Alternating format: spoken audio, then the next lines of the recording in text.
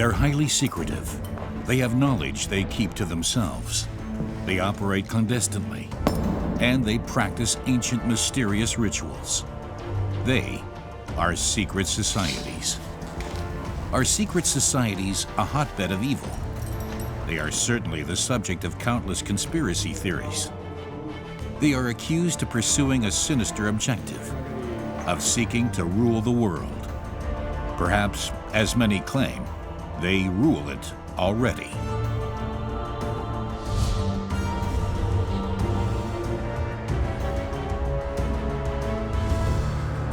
Time and again, people sense perfidious conspiracies everywhere.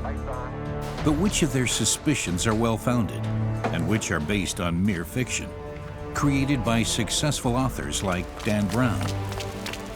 Secret fraternities have existed for thousands of years. Their members are in our midst, everywhere. Join us as we delve into the dark parallel world of secret societies.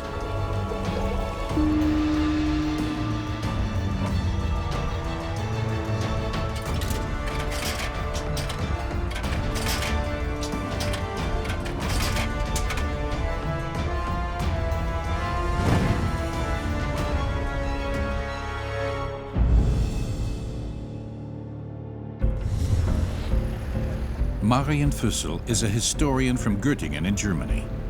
He is about to embark on a search for traces of the most influential and most secretive fraternities on our planet. Hermann Schüttler from Gotha is investigating the background of the legendary Illuminati, a mysterious secret society which originated in Germany. Andreas Hensen from Heidelberg wants to find out what influence the ancient mysterious cults still exert today.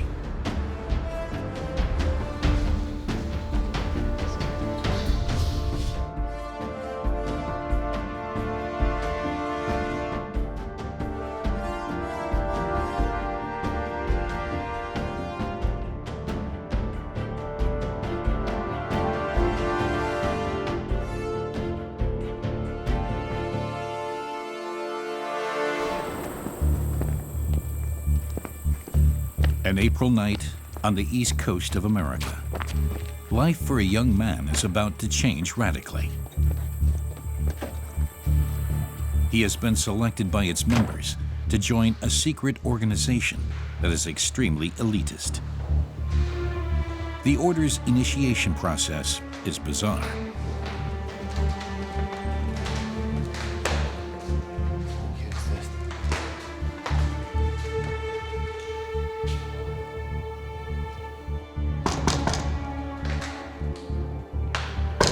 The ritual is repeated every April and has been for the last 200 years.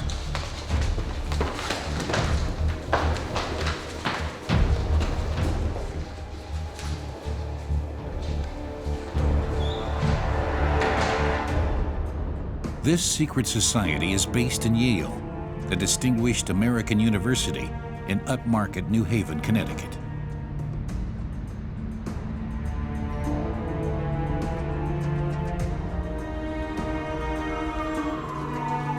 Marian Füssel has come to Yale, where many of America's elite have studied. How much truth is there in the rumors surrounding the mysterious student organization? Anyone who studies in Yale has virtually made it. But even experts puzzle over what happens in secret here. One major question is, how does this fraternity manage to remain so secretive? In today's media society, especially, where many people are so communicative, it's striking that so little is known about the order's practices, its rituals, and also its membership. That's most unusual, and naturally provokes questions. The fraternity's activities are said to be diabolical. The society's only goal, it is claimed, is absolute power. Every student would love to be asked to join, because membership is the springboard to a career. Anyone who is selected receives strange instructions. Leave the Harkness Tower tomorrow evening at the time agreed, and go along the High Street southwards. You must not carry metal, nor sulfur, nor glass on your person. Take the right-hand book in your left hand and knock 3 times on the holy gate. Remember what you have heard here, but be silent. For a novice, things will soon change forever. He will become a member of a secret society at the center of the wildest conspiracy theories.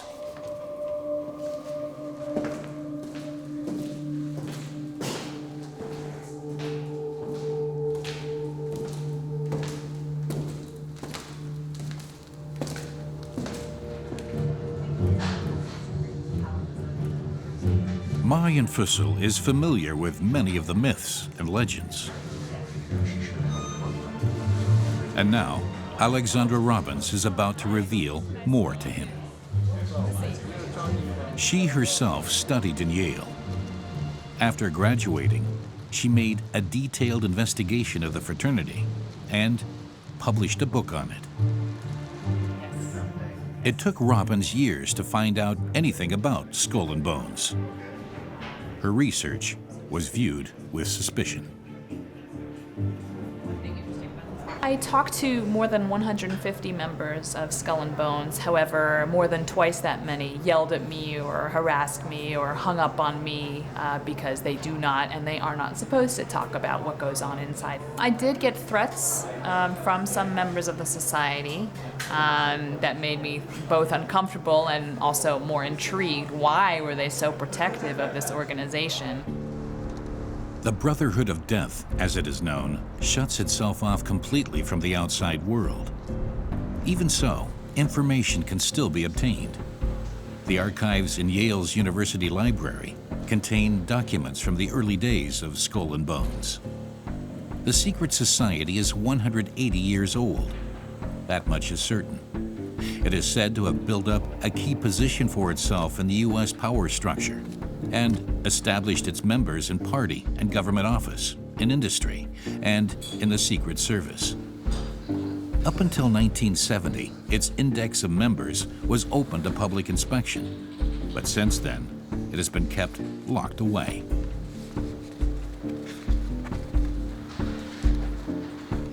An entire panoply of secrets, weird customs, and abstruse rituals was thought up by William Russell, the student who founded the society.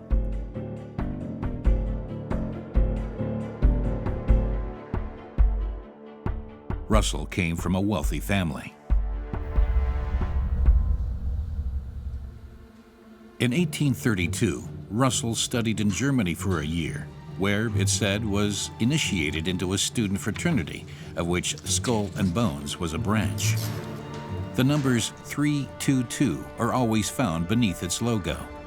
They could be a reference to one of the fraternity's models, Athenian orator Demosthenes. His rhetoric is legendary.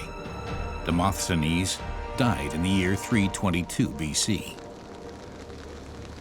Alexandra Robbins knows more. She has brought Marian Fussell to an old, forbidding building on the campus of the elite university. Known as the Tomb, this is the headquarters of Skull and Bones. The interior is said to contain ghoulishly furnished assembly rooms.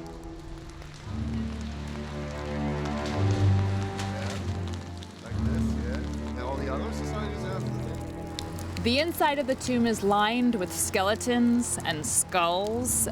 It's almost like an obsession with death. And the reason they do that is because they have this phrase in the tomb, memento mori, remember that you must die. They like to pretend that they are apart and above the rest of the world. Skull and Bones has cultivated this self-perception right from the start. Its members rise to the very pinnacles of power, like George Walker Bush, for example.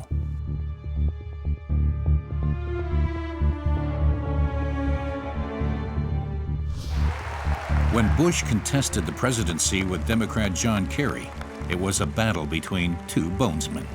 You both were members of Skull and Bones, a secret society at Yale. What does that tell us? Not much, because it's a secret. You were both in Skull and Bones, the secret society. It's so secret we can't talk about it. Only rarely do bizarre aspects of the society become public knowledge. Inside the tomb, members are said to have their own standard time, which differs from ours by 5 minutes. It's believed that cutlery, which once belonged to Adolf Hitler, is preserved here.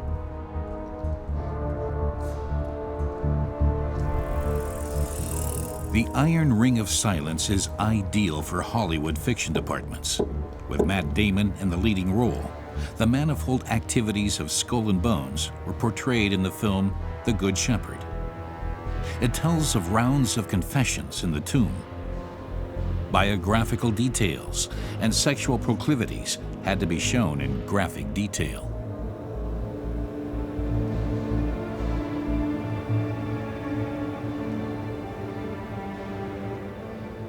It wasn't an accident. My father killed himself. No matter how insignificant, every detail of members' confessions is recorded in black books. They are the actual secret behind the success of the fraternity. It is the fear of publication that bonds members together.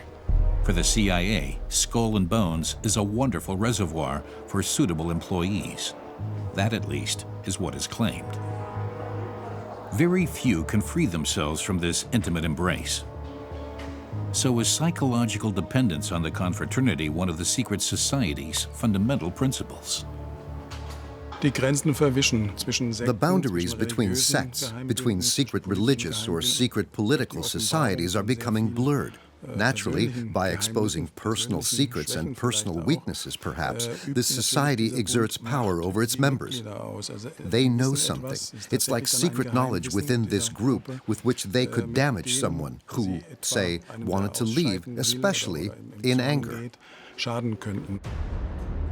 Secret societies always create a counterworld to what they regard as imperfect reality.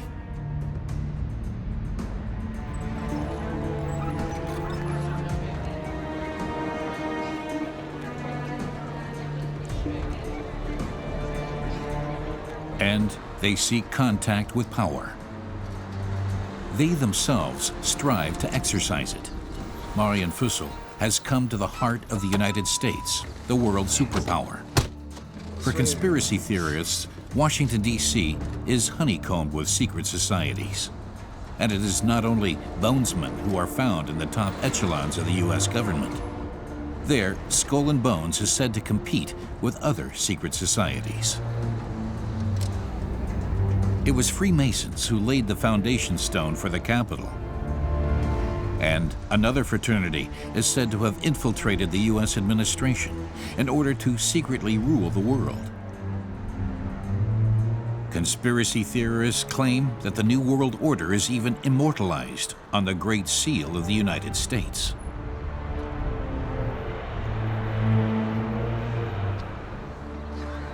The seal bears the words Novus Ordo Seclorum, Latin for New Order of the Ages.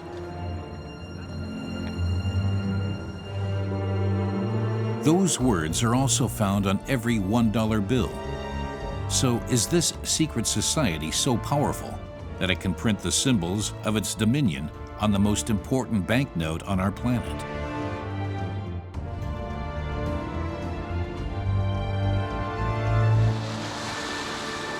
Since 1862, the design of the American currency has been in the hands of the Bureau of Engraving and Printing.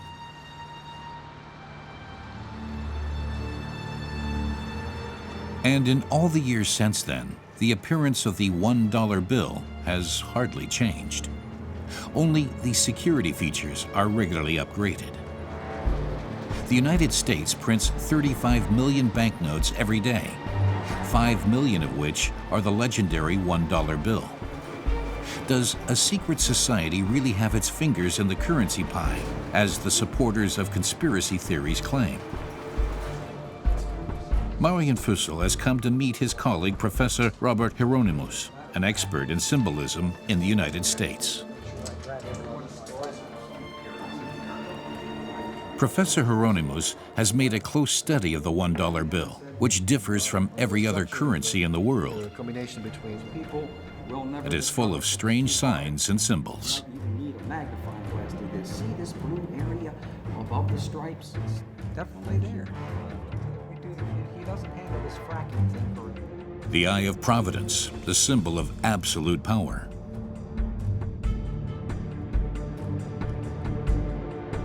"13 stars above the eagle. 13 steps are said to correspond to the hierarchy of the secret order. And last but not least, a tiny animal, an owl, the symbol of wisdom. All just pure coincidence?" Benjamin Franklin was a great teacher about educating people about our country, and he had felt very strongly that he could teach what was important about America through its currency, because everyone was handling it and would look at it, and they knew symbols. Was Benjamin Franklin perhaps involved with the ominous secret society that uses the same symbols as a $1 bill?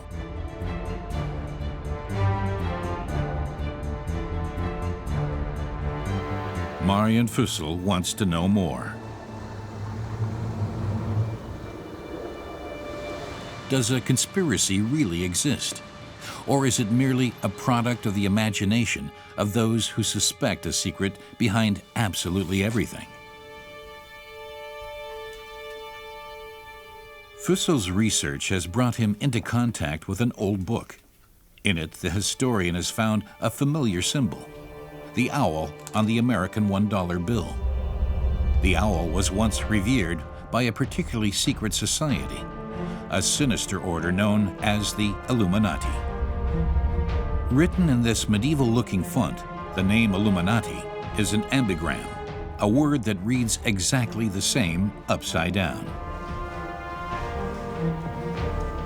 Monstrous things are ascribed to the Illuminati, material that has been handled skillfully by successful authors like Umberto Eco and Dan Brown.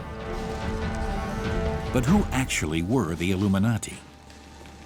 They, too, had to take a vow of silence. They were forbidden to speak openly about the society's rituals and aims. Here, too, different levels of hierarchy exist. Not 3, as in the case of the Freemasons, but as many as 13.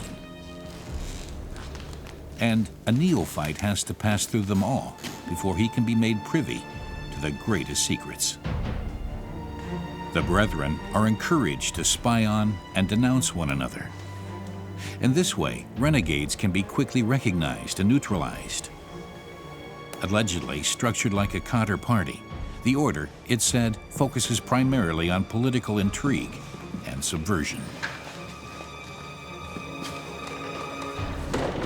The Illuminati have long stirred people's imagination, figuring in literature, the cinema, and other media for many years. Some people even claim that the Illuminati still exist today and clandestinely control politics, business, and various other fields.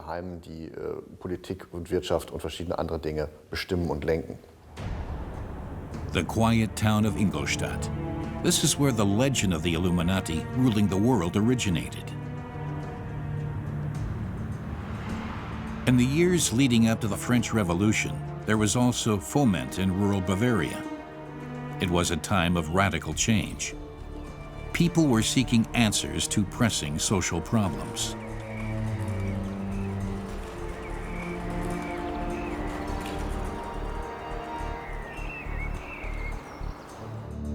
In Ingolstadt, Adam Weishaupt taught ecclesiastical law and practical philosophy. He was the only secular professor. His colleagues were all priests.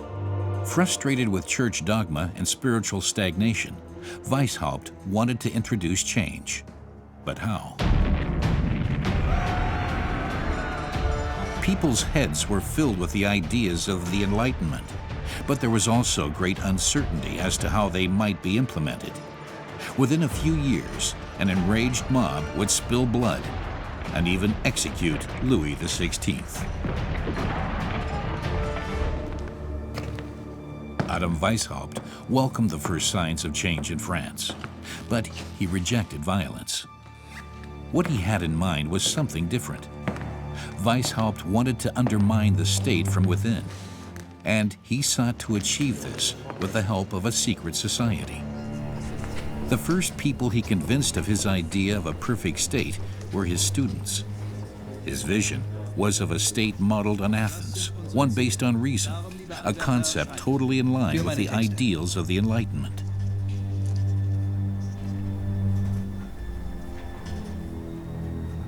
Wie soll das funktionieren, Herr Professor? Mit Waffengewalt? Keine Revolution.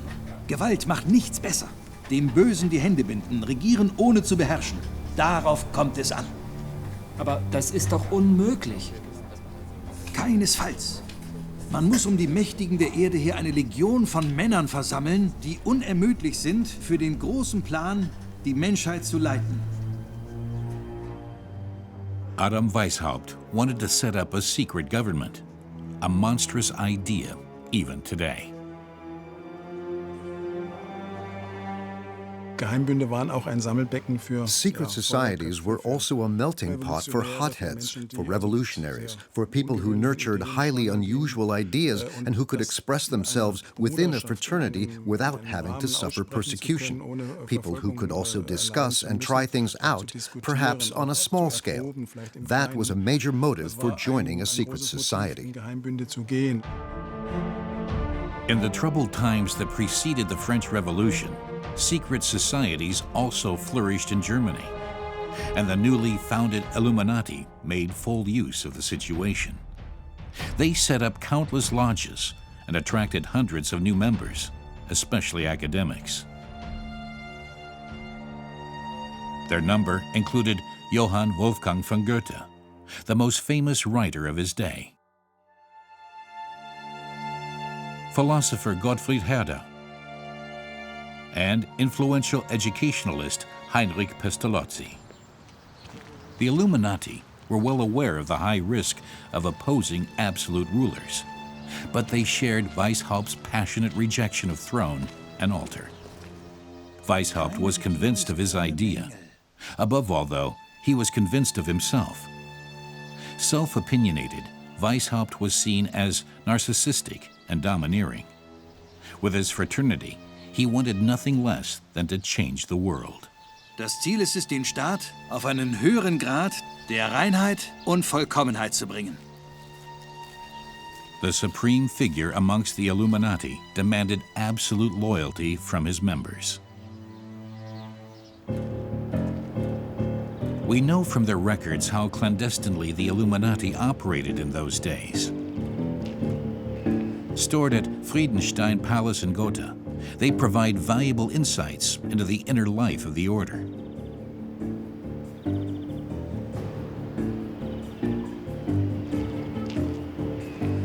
Perhaps Marian Fussell will discover here why the Illuminati gave themselves Greek cover names and why they introduced their own time standard.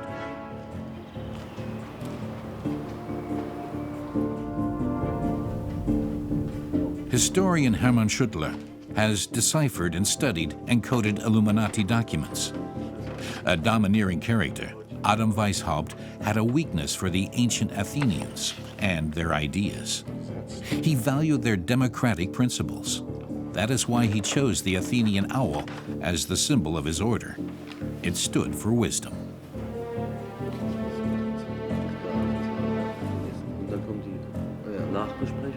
The Illuminati believed that they were experiencing the dawn of a new era, and they wanted to participate in this positive transition. In Ingolstadt, Weishaupt forged a plan that was simply audacious. But he was successful. He had tapped the pulse of the age. Change in society, in the church, in the state, can only be achieved with a longer-term project. Thus, Weishaupt wanted to educate people, so his was an educational project right from the start. But it would take time. Weishaupt said that 200 years could well pass before success was achieved, before the Enlightenment triumphed. The secret organization grew in size. In its heyday, the Illuminati had around 2,000 members, all of them high-ranking representatives of society. Weishaupt specifically poached his men from the Freemasons, Despite its rich tradition, many lodge brethren found their association dull. The new secret society was more exciting and more radical. Wir werden den perfekten Staat erschaffen. The lodges were run with unsparing strictness. Like in Skull and Bones, members had to lay bare their private lives, a requirement some were at odds with. The Illuminati, it seems, were very strict and hierarchy-oriented, and many people were put off by this. Friedrich Schiller, for example, refused to join even though friends of his were Illuminati. So sometimes the society also had this off-putting effect on people. Someone with the status of a prince of poets was not going to subordinate himself to a mediocre Illuminatus. In a secret society, too, that is simply asking too much. The bigger and more influential the organization grew, the more resistance it faced. The absolutist rulers hit back, and those in power were helped by accident. In 1785, one of the order's couriers was taking secret papers to France when he was struck by lightning and killed. On his body, the police found a list of members. Only 10 years after being founded, the Illuminati were banned. Membership now carried the death penalty.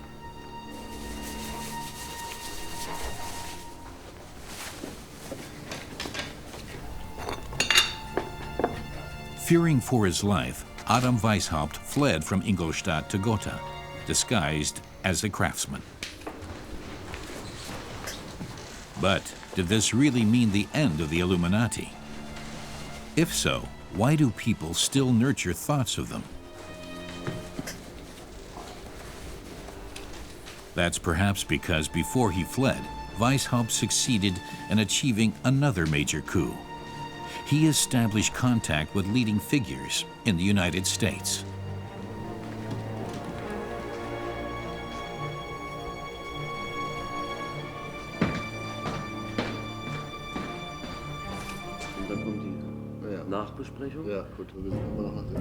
Hermann Schuttler knows of 3 letters written to Benjamin Franklin.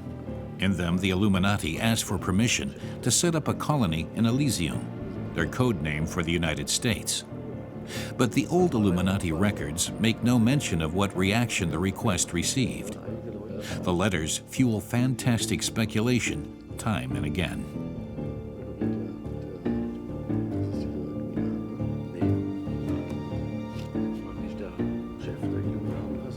What if a number of Illuminati had escaped to the New World to implement their ideas there?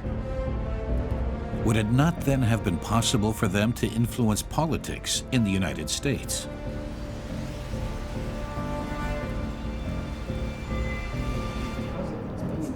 And couldn't the Illuminati then also have printed their symbols on the American $1 banknote? No theory seems too abstruse. Marian Fussell has taken another close look at the $1 bill, on which the owl is portrayed, the sacred animal of the Athenians and the identification symbol of the Illuminati.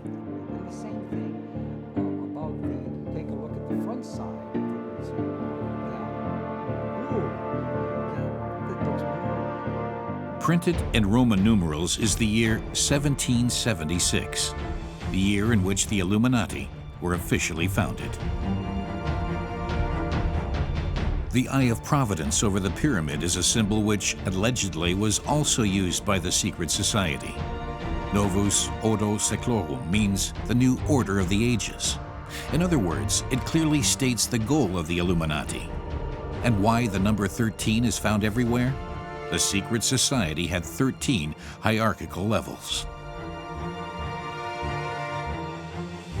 I don't believe that secret societies have the power nor the interest to be able to rule any country on this planet.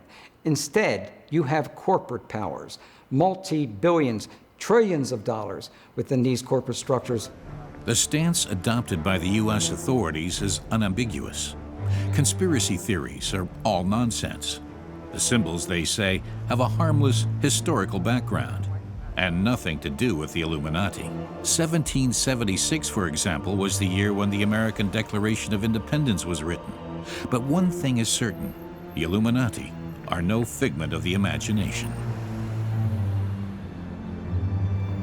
Their founder, Adam Weishaupt, created the secret society to undermine the ruling class in order to seize power himself.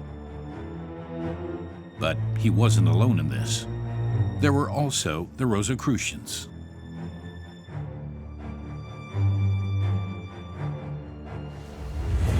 Back then, they too operated clandestinely. But their meetings are said to have taken a very different pattern from those of the Illuminati. The Rosicrucians were said to possess all the knowledge in the world and the potential to give people salvation.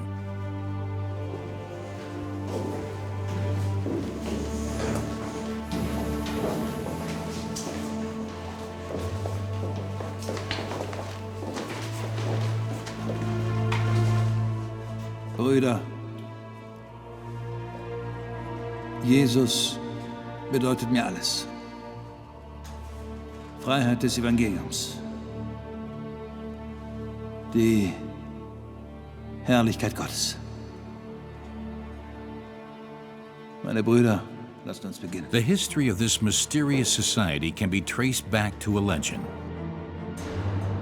In the book Fama Fraternitatis, which appeared in 1614, it is stated that the members of a secret society had discovered the intact body of its deceased founder. His name, Christian Rosenkreuz.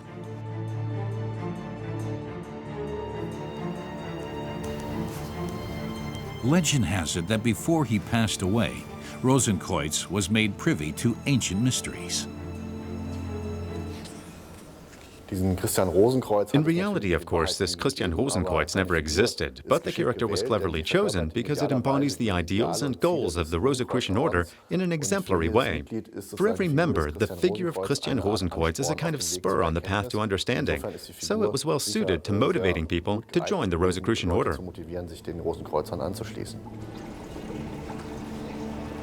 In the early 17th century, the Rosicrucians wanted to free society from the confines of its narrow order through diligent Bible study and alchemy.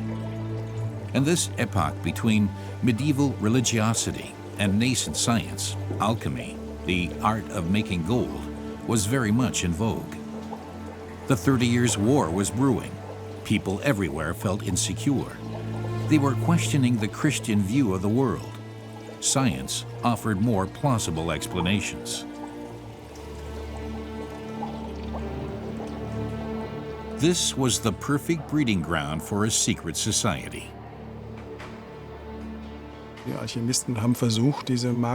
alchemists tried to preserve this magical world, to carry it over into the New World, also via secret societies.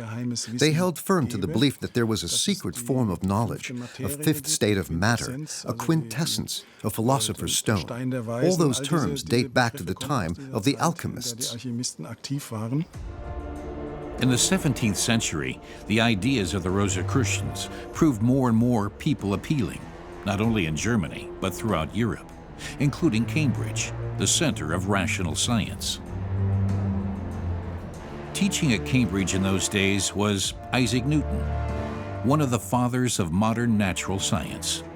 But he could not resist the lure of pre-scientific alchemy.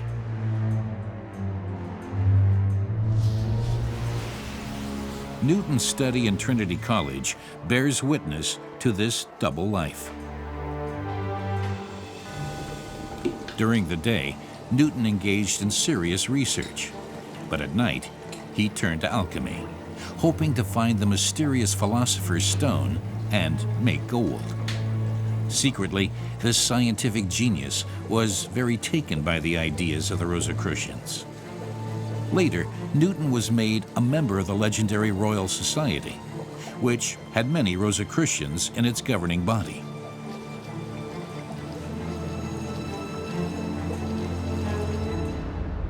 A mecca of scientific rigor, today the Royal Society has its headquarters in the heart of London. No one has any idea that it was Rosicrucians and alchemists who thought of establishing such a society. Historian Marian Fussell is looking for information on the history of the Rosicrucians. He has been promised the assistance of the Royal Society. Stored in a specially secured archive in the basement is a historical treasure, Isaac Newton's original manuscripts.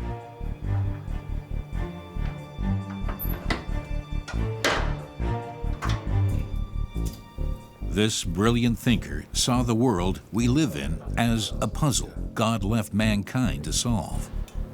For Newton, this involved not only natural phenomena and heavenly bodies, but also ancient civilizations and mysterious writings. Simply everything, in fact.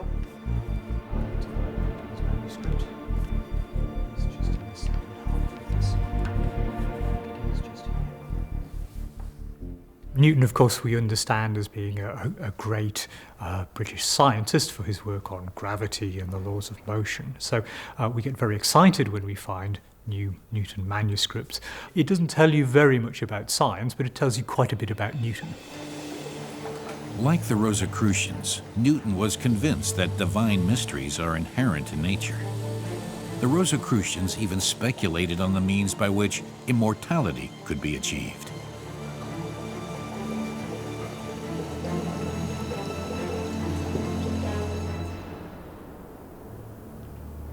In London, Marian Fussell has been allowed to see what Newton wrote at Trinity College after nights of experimenting.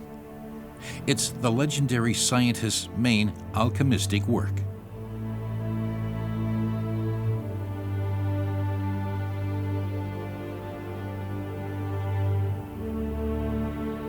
Strange symbols, signs, and formulae abound. Whether Newton himself was a member of the Rosicrucians is a matter of dispute, but his work shows how captivated he was by the ideas of the secret society.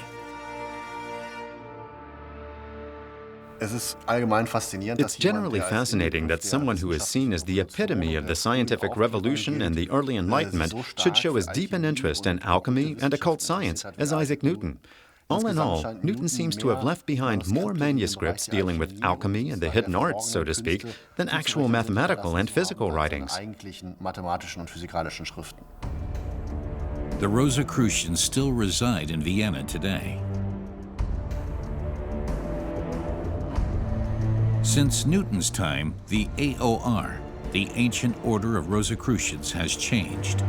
Today, it presents itself with a new livery.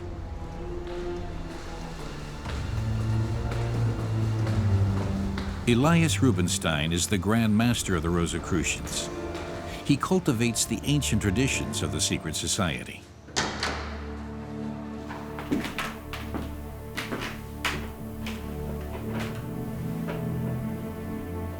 Here in the temple, they perform their rituals. But what exactly do they engage in? The battle between the church, science, and esotericism ended long ago. So what or whom are modern-day Rosicrucians fighting for? Es werde Licht und es ward Licht.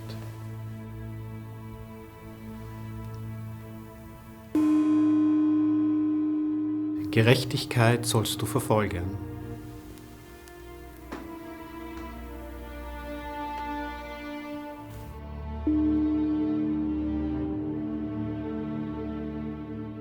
The goals of the Rosicrucians are simple. We are working for the freedom of mankind.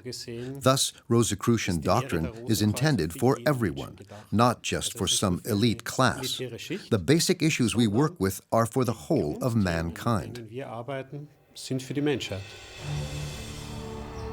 At the end of a long road, an insight is gained into the secret knowledge of mankind. At one time, those in power also felt drawn to it. At Schönbrunn Palace, Emperor Joseph II is said to have met with the inner circle of the Rosicrucians for meditation.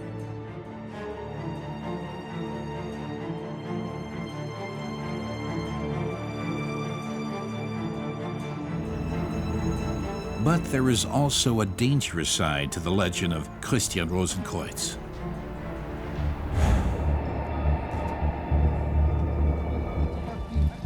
Esoteric sects have abused Rosicrucian ideas time and again. In the 1990s, members of the Order of the Solar Temple committed mass suicide in Canada and Switzerland. Over 70 people died. A suicide statement said, "We shall return because the Rosy Cross is immortal." Marian Fussell knows that the followers of the cult were convinced that their death merely meant transition to a better world. The general public had no idea what took place within the sect, which had sealed itself off from the outside world.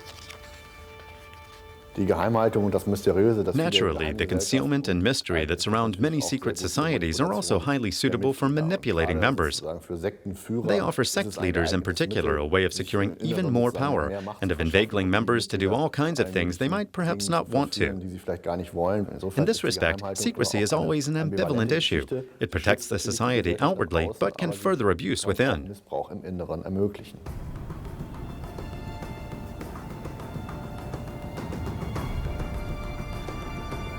Legend has it that Christian Rosenkreuz drew his secret knowledge from the wisdom of the ancient Egyptians, a civilization countless secret societies refer to. Does some secret key to knowledge lie hidden in the ancient mystery cults?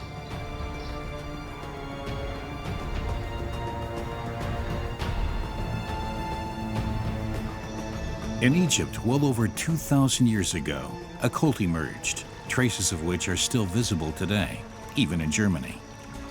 The mysteries of Isis and Osiris. The Nile is at the center of a saga that dates back to Egypt's very beginnings. After a long search, Isis found the body of her husband Osiris. He had been drowned in the Nile by his brother and hacked to pieces. Isis put all the body parts together again and magically breathed new life into Osiris.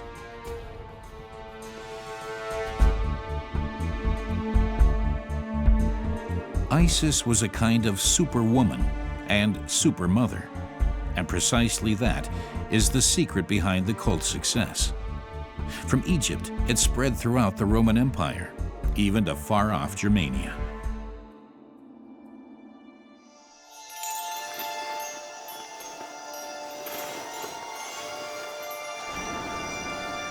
The Isis cult was sensuous. So often, women were also present in the temples. This sensuousness was previously unknown to the Romans. In the temple, novices were ritually sprinkled with water. After this purification, they experienced a mystic journey through the realm of the dead and to heaven, returning to earth as divine creatures. Rebirth was a major theme, as it later was with many other secret societies. The Isis cult was appealing, and it became increasingly popular. Isis adherents established countless temples throughout the Roman Empire. In Pompeii, they survived. Relics that have been found provide an insight into the activities of the Isis cult. The mysterious import from Egypt caused a furor among the normally so prosaic Romans.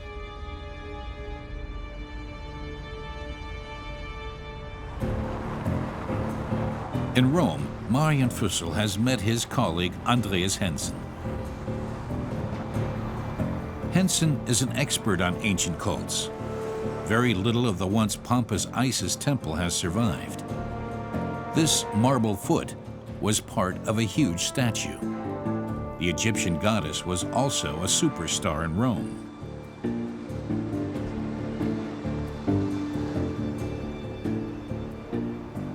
The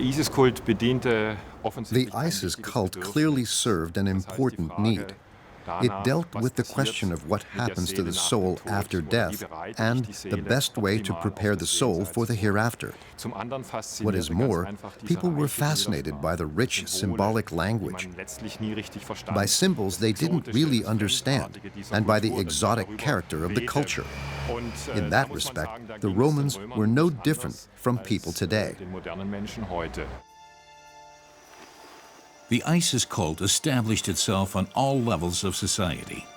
Its success stemmed from the fact that women felt particularly at ease in an ISIS temple, because in ISIS communities, men and women were regarded as equals.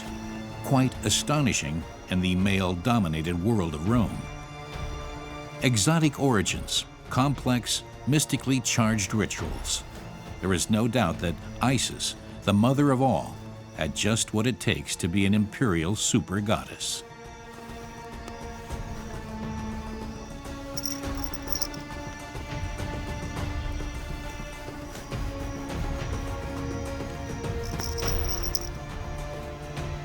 People found solace in their mystery cult. They sought salvation from a doleful existence. The hope of a blessed life after death played an important role.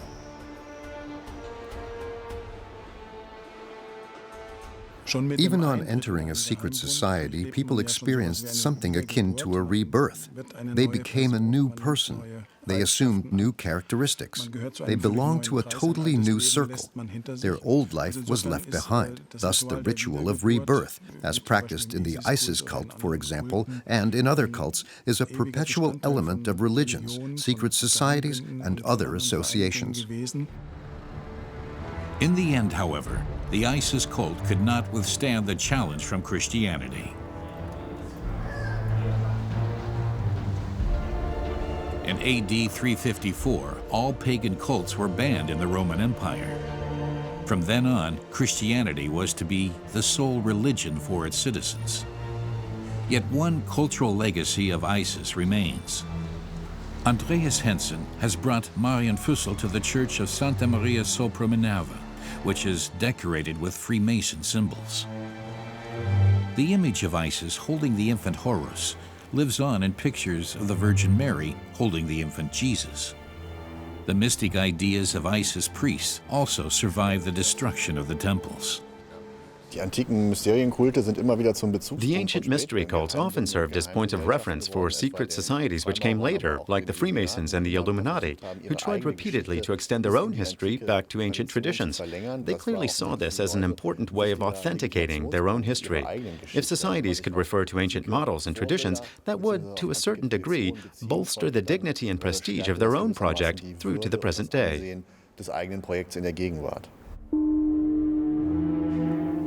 Skull and Bones, Illuminati, Rosicrucians, Freemasons, ISIS disciples. Secret societies bear many names.